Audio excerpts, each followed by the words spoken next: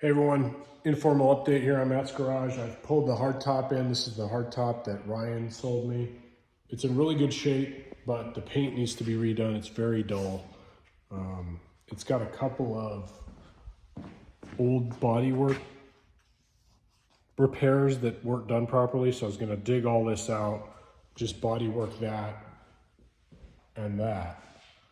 And then underneath where that bodywork was done, there's some rust coming through. It's minimal. I mean, I think I just need to hit it and prime it and it'll be good.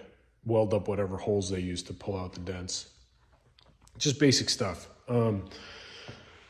So I was gonna do the rope trick on the seals and just pull these out and do it give it a lick and a promise. Not really a full restoration, but as I look at it, I'm just thinking, the rest of the truck is done, nuts to bolts, everything. I should probably just do this right. I don't know how much time it'll add to the process, but I'm going to shoot it Wimbledon white. Let me know. And I'm also going to dig out the old seam sealer in here with a wire brush and re-seam seal it, and then it'll last forever.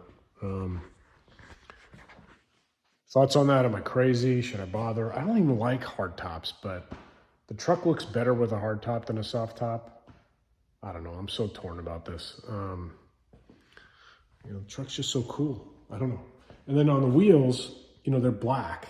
I don't like that. I was going to paint those Wimbledon white also.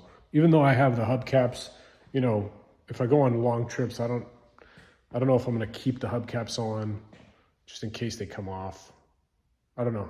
I've never done hubcaps before. So I was going to paint those white to sort of make the side of the truck pop when you're looking at it. So give me your thoughts on this stuff, but that's kind of what I'm up to. Thanks. Bye.